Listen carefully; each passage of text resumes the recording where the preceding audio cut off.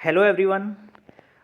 मैं इनकलाब Bharti career glue classes में आप लोगों का स्वागत करता हूं गाइज़।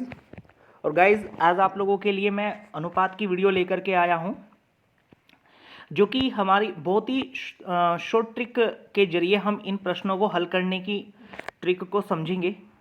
यहाँ पर आप सभी को बता करके चलते हैं गाइज़।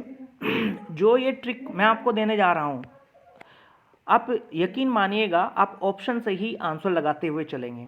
बस आपको हर एक प्रश्न को ध्यान से समझना है और लास्ट में मैं आप लोगों को इन ट्रिक्स का कॉन्सेप्ट भी बताऊंगा कि हम ऐसा कर क्यों रहे हैं।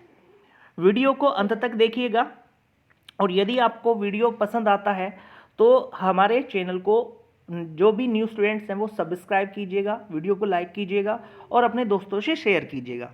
तो चलिए गाइज क्वेश्चन नंबर फर्स्ट को देखते हैं। क्वेश्चन नंबर फर्स्ट हमें ये कहा है कि ए व बी की आय का अनुपात 3:2 है और उनके खर्च का अनुपात 5:3 है। यदि दोनों 200 रुपये की बचत करते हों तो ए की आय ज्ञात करें। तो देखिए गाइज, यहाँ पर सबसे पहले सवाल में पूछा क्या गया है कि ए की आय पूछी गई है। तो आपने देखना यह है इस तरह के प्रश्नों में, इस तरह के सवालों में कि ए की आय का अनुपात कितना है। ए की आय का अनुपात 3 दिया गया है, तो जो भी आपका ऑप्शन 3 से कटेगा वही आपका आंसर होगा। तो जैसा कि प्रश्न ऑप्शन ए को आप देख पा रहे होंगे कि ऑप्शन ए जो है वो हमारा क्या है, ए से 3 से पूरा पूरा विभाजित होगा। और जैसा कि आप सभी को ये भी पता होगा कि 3 से कटने का नियम होता है कि संख्याओं का योग। अगर हम आपका ऑप्शन ए का योग कर देते हैं, यानी कि 1 + 2 + 0 + 0, तो हमें पता चलता है कि यहाँ लास्ट में 3 आता है। तो कहने का मतलब ये है कि 3 से कटता है, इस वजह से इसका जो आंसर होगा वो आपका 1200 रुपये होगा। दूसरे प्रश्न की ओर चलते हैं। प्रश्न नंबर 2 हमें क्या कह रहा है कि एक व्यक्ति के खर्च और बचत का अनुपात 26:3 है। यदि उसकी मासिक आय रुपये 14,500 हो तो उसकी मासिक बचत कितनी होगी। तो यहाँ पर भी गाइस हम लोगों को वही करना है जैसा कि हम पहले करते आए हैं। हमें देखना यह है कि उसकी बचत का अनुपात कितना है। बचत के अनुपात है उसका 3, तो हमें ऑप्शन में उसी ऑप्शन को चेक करना है जो आपका 3 से पूरा पूरा कटेगा। तो यहाँ पर जैसा कि प्रश्न ऑप्शन ए देख पा रहे होंगे आप, अगर इनका योग करते हैं 5 + 8 + 0, तो आप देखते हैं कि 8 × 5 = 13 हो जाता है। तो ये हमारा ऑप्शन कटेगा नहीं 3 से। इसी तरह से अगर आप 700 को देखते हैं तो ये भी नहीं कटेगा।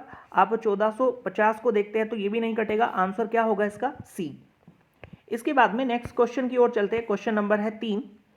तो क्वेश्चन नंबर 3 को यदि आप देखें तो इसमें कहा गया है कि दो संख्याओं के अंतर योगफल तथा गुणनफल का अनुपात 1:7:24 दिया गया है।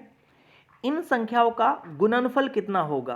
तो गाइज करना कुछ नहीं है आप लोगों को, सिर्फ आपको ये देखना है कि गुणनफल का अनुपात कितना है, क्योंकि उसने पूछा है कि गुणनफल कितना होगा। तो गुणनफल वही होगा जो गुणनफल के अनुपात का गुणज होगा, मल्टीपल होगा या गुणनफल के अनुपात से पूरा पूरा कटेगा। तो इसका आंसर क्या हो जाएगा? 48, क्योंकि आपको पता है कि 36 24 से नहीं कटता है, 52 24 से नहीं कटेगा, जो 40 है वो भी आपका नहीं कटेगा। अब बात यह आती है गाइज आपका कि कुछ स्टूडेंट्स के यहाँ पर सवाल हो सकते हैं कि यदि सर एक सवाल में ऑप्शन ऐसे 2 दे दिए जाए जिससे जो कि हमारे अनुपात से कटते हों।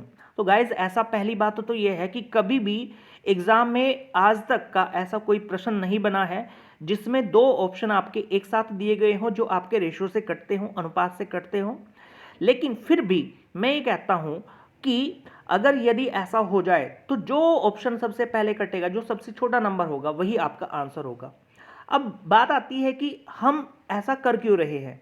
तो उसके करने का कारण यह है कि जैसे अगर मैं आप लोगों से कहता हूं कि मेरे पास में 2 नंबर हैं, मेरे पास में 2 नंबर कौन कौन से हैं स्टूडेंट्स। तो मेरे पास में 2 नंबर हैं आपका, एक नंबर है मेरे पास में 12, एक है मेरे पास में 16।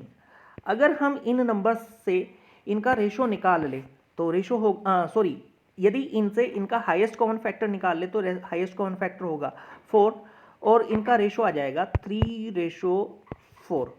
तो यहाँ पर आप लोग देख पा रहे होंगे जो वास्तविक संख्याएं होती है वो अनुपात का मल्टीपल होती हैं। जैसे 12 का अनुपात कितना है, 3 है, तो 3 से पूरी पूरी विभाजित होगी। ऐसे ही 16 का जो अनुपात है वो कितना है, 4 है, और 4 से यदि आप लोग 16 को विभाजित करते हैं तो ये पूरा पूरा विभाजित होगा या पूरा पूरा भाग जाएगा।